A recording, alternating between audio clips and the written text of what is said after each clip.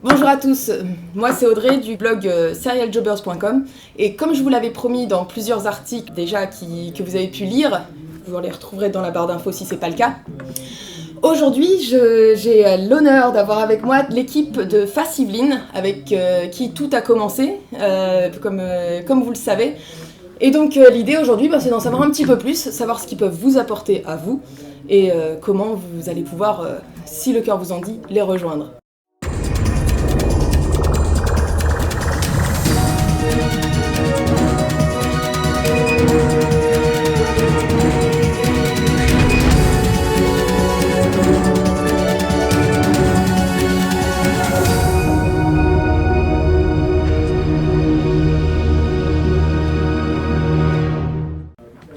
Donc autour de la table, on a Clarisse.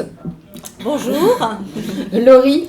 Bonjour. Et Mohamed. Donc bonjour, ils vont vous expliquer un petit peu leur rôle à chacun. Et puis voilà, on va passer une petite quinzaine de minutes ensemble pour en savoir un petit peu plus. Donc ma première question à moi, c'est qu'est-ce que FACE ?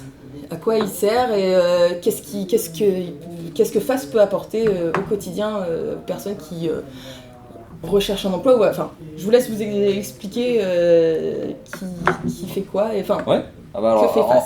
En fait, FACE, c'est la Fondation Agir contre l'exclusion. Donc, c'est une fondation qui a été créée il y a 25 ans maintenant. Et en fait, l'idée qui a permis la création de la fondation, elle est partie d'un chef d'entreprise qui s'est dit comment moi, en tant que chef d'entreprise, d'une grande entreprise, d'une enseigne de distribution, je peux contribuer au développement social et sociétal et lutter contre l'exclusion à partir de mon activité économique. Et en fait, c'est ça qui a créé la fondation. Et alors, il n'a pas créé la fondation tout seul, il a parti voir ses collègues chefs d'entreprise, et donc il a fédéré une quinzaine d'entreprises, et donc c'est cette quinzaine d'entreprises qui ont créé la fondation en 93, qui a été reconnue d'utilité publique en 94, et qui aujourd'hui fédère à peu près une soixantaine d'entités locales sur l'ensemble du territoire national, et 6000 entreprises partenaires au niveau national. D'accord. Et donc quel est du coup, Mohamed, votre rôle dans cette entreprise, enfin dans cette, alors pas association, moi c'est une fondation, merci. Alors moi mon rôle, en fait, moi je suis à la direction de Face Yveline depuis 10 ans à peu près, et donc en fait le rôle de la fondation c'est d'accompagner les entreprises, fédérer les entreprises, les sensibiliser sur les questions de lutte contre l'exclusion, notamment sur deux champs principaux d'action qui sont l'éducation et puis l'emploi. Donc sur l'éducation, concrètement, c'est agir en faveur de l'inclusion scolaire et permettre effectivement de favoriser l'orientation des jeunes avec des programmes type graines d'entreprise, type autour de l'accompagnement des jeunes en décrochage scolaire, type speed dating métier. Voilà, ça c'est sur la partie éducation. Ensuite sur la partie emploi, là l'objectif, toujours en y associant les entreprises, parce que c'est vraiment les entreprises qui vont agir, là on va pouvoir proposer des programmes d'action type Job Academy, parrainage, où ce sont des salariés qui vont coacher, conseiller des personnes dans leur démarche de recherche d'emploi et surtout de leur apporter de la confiance. Voilà, le maître mot, c'est vraiment confiance et proximité auprès des personnes exclues ou en situation d'exclusion. Complètement. Laurie, ton rôle dans tout cette... Alors, je suis chargée de mission emploi, donc j'accompagne tout type de personnes dans son employabilité. Donc, c'est les recevoir en entretien, leur donner des conseils pour retrouver cet emploi. Et donc, c'est aussi coordonner le parrainage en entreprise, leur proposer des immersions ou voir des rendez-vous métiers en fait avec un professionnel de l'entreprise.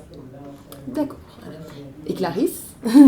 Alors, moi, depuis 2 ans, en effet, j'ai une équipe qui a grandi. Donc, je suis devenue chef de projet et on est 5 au niveau de l'axe emploi.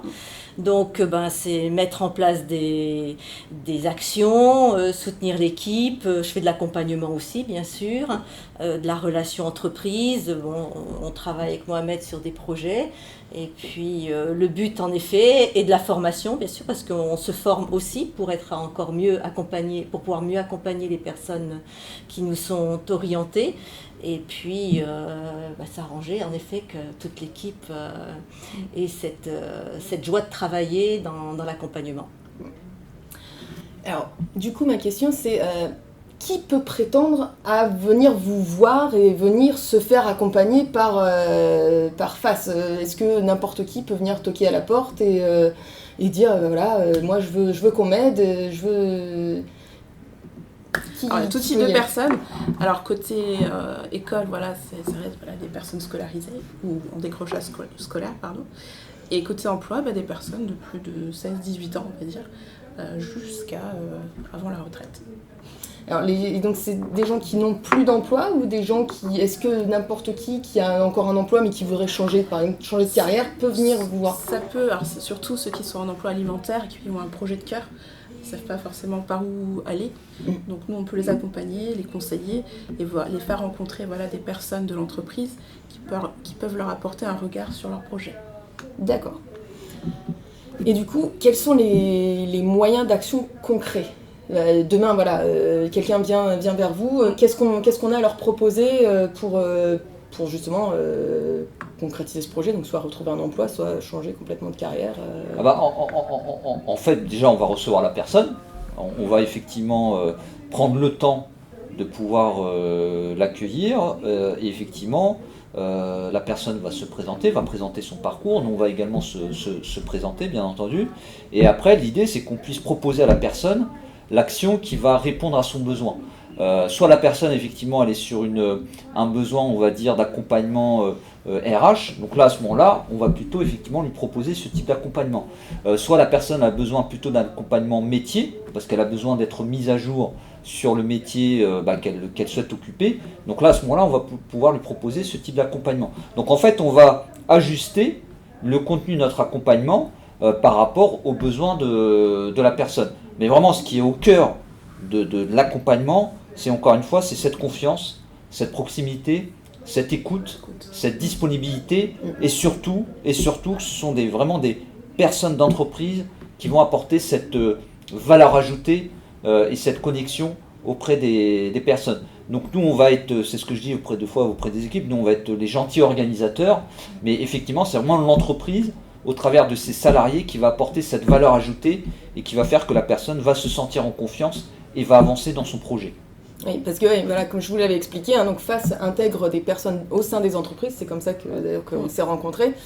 Et ensuite, ce sont les salariés de l'entreprise en tant que bénévoles qui vont aller prendre le filleul par la main pour l'accompagner selon son besoin. Maintenant, j'avais une autre question, c'est... alors aujourd'hui, là, vous représentez FAS Yvelines, parce que nous sommes dans les Yvelines. Est-ce que si j'habite Marseille, j'ai mon FAS sud de la France qui est disponible ou... Est-ce qu'il faut vraiment venir dans les Yvelines On intervient sur l'ensemble des villes de France, sauf Marseille. Ah bon? Je plaisante. Non, effectivement, le maillage de FAS, il est avant tout national. Donc on a effectivement des entités sur l'ensemble du territoire national. On a des entités bien sûr à FAS, Marseille, qui est en fait FAS Sud-Provence, mais qui travaille effectivement sur la région de Marseille. On a Toulouse, on a Lille, on a Rennes, Nantes, Mulhouse, Saint-Étienne, Lyon, Bordeaux. Donc et sur l'Île-de-France, en fait, on a des FAS sur l'ensemble des départements d'Île-de-France. Donc Val-de-Marne, Seine-et-Marne, Paris, l'Essonne, Val d'Oise, les Hauts-de-Seine.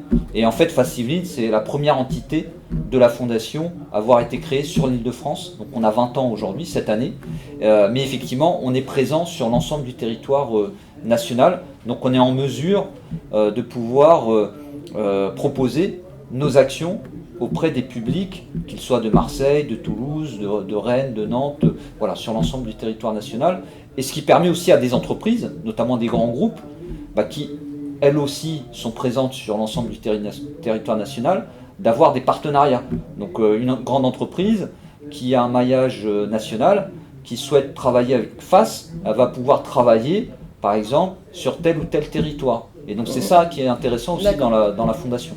Donc où qu'on soit en France, on peut trouver son partenariat. En principe, on devrait trouver un FAS quelque part.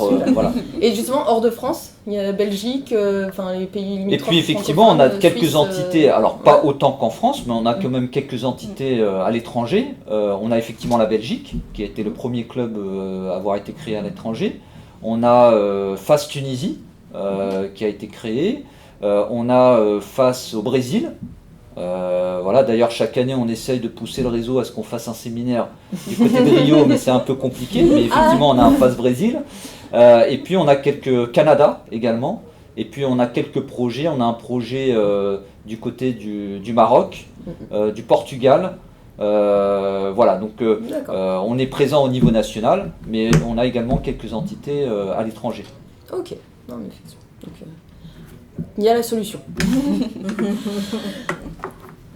Alors, d'un point de vue plus concret, quand les filleuls, enfin alors je sais pas comment vous les appelez, candidats, les bénéficiaires, voilà, les candidats, quand les candidats viennent vous voir, quelle est selon vous la plus grosse demande? Est-ce que c'est de l'accompagnement moral? Est-ce que c'est refaire plus technique, comment on fait un CV, comment on fait une lettre de motivation? Est-ce que c'est La demande, on rentre dans le bureau, c'est une demande d'un CDI, d'un emploi. C'est ça. Donc là, bien sûr, voilà, ça on ne sait pas faire. Et le but, c'est en dehors de cette demande qu'on entend bien, c'est vraiment la confiance qui est perdue. Donc c'est vraiment permettre à la personne de retrouver confiance. Donc par l'accompagnement qu'on met, par la rencontre avec les salariés en poste et par ce que fait toute l'équipe de l'emploi. Hein. Donc bien écouter, comprendre entre les mots, comment travailler en effet cette confiance qui va lui permettre en effet de retrouver sa valeur et après comment la mettre en avant. Parce que, bien sûr, on est là, on va leur dire, on va revoir le CV. Mais le CV, ils l'ont vu 10 fois. Mais le CV, dans la façon, c'est pas la première chose qu'on va travailler. C'est avant tout le projet pour arriver au CV. Et quand on construit le CV, le discours se construit en même temps. Donc, on essaye de leur montrer cette façon de faire pour que demain ils aient un entretien, voilà, ils sont à l'aise avec leur CV parce qu'ils ont un CV sur un parcours. Mais aujourd'hui, l'entreprise attend autre chose. Et puis, on met surtout en avant, parce qu'il y a un gros travail aussi à faire sur l'attitude. Je veux dire, aujourd'hui, on sait très bien que les compétences, quelqu'un qui n'a pas les compétences et qui a un super profil, on lui laissera plus sa chance que quelqu'un qui a complètement ses compétences et qu'on ne sent pas. Donc ça aussi, c'est leur montrer que l'attente de l'entreprise, elle n'est plus la même. C'est le savoir-être. Le savoir-être. Ouais. Et voilà, on a envie que la personne vienne et ait envie de venir. Donc c'est tout ce travail où, en effet, ça peut choquer. Là, tout à l'heure, j'avais un directeur de communication. Dans l'approche qu'on leur donne, c'est un peu perturbant. Mais après, c'est entendu quand même. Et si c'est entendu, on avance. Là, c'est super. Ça vous rappelle quelque chose?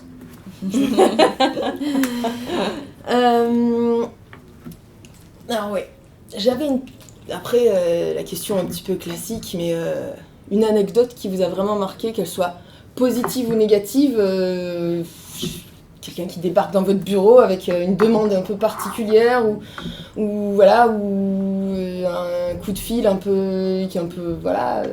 quelque chose qui vous a marqué dans votre carrière à Face Yvelines depuis que vous êtes là, est-ce que vous avez des petites histoires ou... On en a plein. Hein. Ah oui, on en a plein. Il faut sélectionner. C'est y repenser surtout. Par exemple, là, si on peut évoquer quelque chose, c'est par exemple cette rencontre. C'est vrai qu'on avait effectivement eu une action en commun. Et voilà, donc c'est aussi des rencontres. C'est aussi des moments où on échange avec les personnes, on discute, on apprend à se connaître, on apprend à se découvrir, on apprend effectivement à partager des choses en commun. Donc c'est ça aussi Face. On intervient effectivement sur des actions d'emploi ou d'éducation, mais avant tout c'est vraiment la rencontre de personnes qui sont issues d'environnements différents. Et donc toutes ces personnes-là, elles se retrouvent au niveau de Face pour un objectif qui est partagé, qui est un objectif qui est commun. Et c'est ça en fait la force de Face, c'est de réunir toutes ces personnes-là qui en temps normal ne seraient pas amenées à se rencontrer, parce que chacun a sa trajectoire, chacun a son parcours de vie, et on les retrouve dans la maison Face parce que justement ils veulent avancer ensemble, ou ils avancent ensemble dans le cadre d'un objectif partagé au commun. Après, moi j'ai une petite anecdote aussi, parce que c'est aussi marrant d'avoir des anecdotes. C'est par exemple une dame moi à l'époque quand j'avais démarré en tant que chargé de mission emploi, donc ça date un petit peu, mais on avait accompagné une personne en fait qui avait entendu parler de nous sur un article de presse. Donc elle nous appelle, elle nous dit voilà, j'ai entendu parler de vous, je vais même être accompagné, donc très bien. Donc on la reçoit, effectivement, et après on a mis en place un accompagnement d'emploi type parrainage. Donc elle a été mise en contact avec un parrain qui l'a accompagnée pendant plusieurs mois, très bien passé, à tel point qu'elle a pu retrouver une activité. Donc elle a retrouvé un emploi, d'ailleurs dans le domaine sur le territoire de Saint-Quentin-en-Yvelines. Et quelques années après, pas tout de suite, mais quelques années après, elle nous a contactés pour nous dire « Je souhaite à mon tour redonner ce que j'ai eu ». Et en fait, elle est devenue marraine. Et là, à son tour, elle a pu accompagner effectivement aussi des personnes. Et puis, la vie d'une entreprise fait qu'à un moment donné, elle a dû être mutée. Elle est partie, pas à l'étranger, mais en tout cas en province. Et donc, du coup, voilà. Mais en tout cas, effectivement, elle nous avait recontactés. Et donc, pour devenir marraine. Et ça, je trouve ça chouette parce qu'une personne qu'on avait pu accompagner à un moment donné, là aussi, elle redonne ce qu'elle a eu. Et ça, je trouve ça vraiment chouette d'avoir ce type de témoignage. Ouais, vraiment. Alors justement, est-ce que vous avez dans cette même veine, une success story, vraiment un cas qui vous paraissait très difficile, parce que voilà, faut pas se le cacher, il y a des cas qui sont assez compliqués de prime abord, et des gens qui se sont révélés et finalement face leur a ouvert une carrière, une voie super chouette, alors que rien ne laissait présager du meilleur au début. Ils ont su se la saisir surtout. Voilà.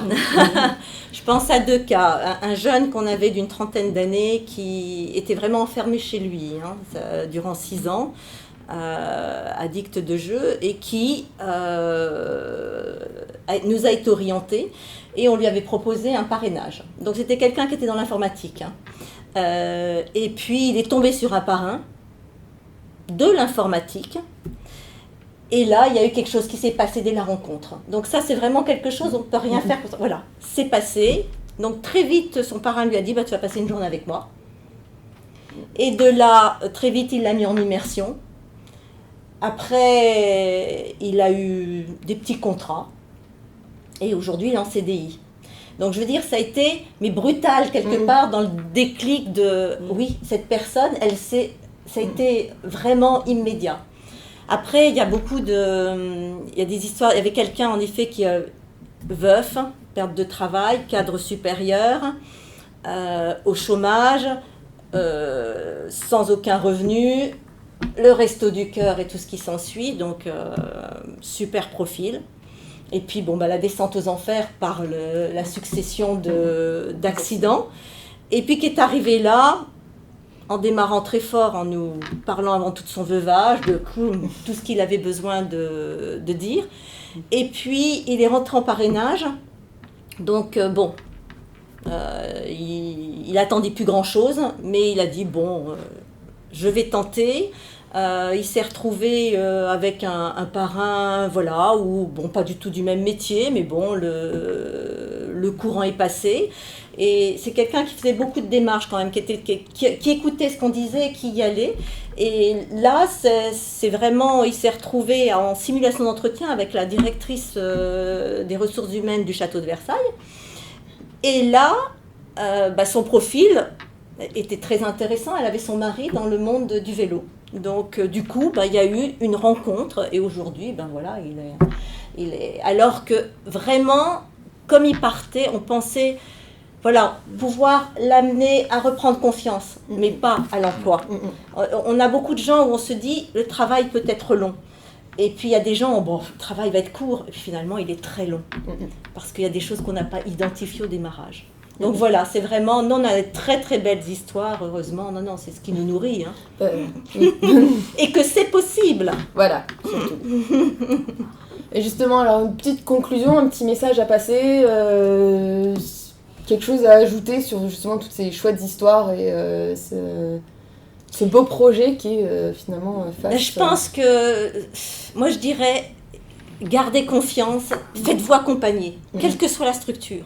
On ne reste pas seul face au chômage, l'ordinateur ne vous répondra jamais. Un accompagnement rencontré, on a la Cité des métiers aussi qui est très riche, qui est vraiment là un partenaire idéal. Donc voilà, non, et faites confiance, il y a des gens qui peuvent vraiment vous aider. Et ouvrir son réseau, c'est important. Oui, Son réseau. le réseau. Non mais c'est vrai que c'est aussi un moyen de faire du réseau, puisqu'effectivement les filleuls sont amenés à se rencontrer dans un autre cadre, effectivement. Exactement. Et les parents aussi peuvent contribuer à ouvrir leur réseau aux filleuls.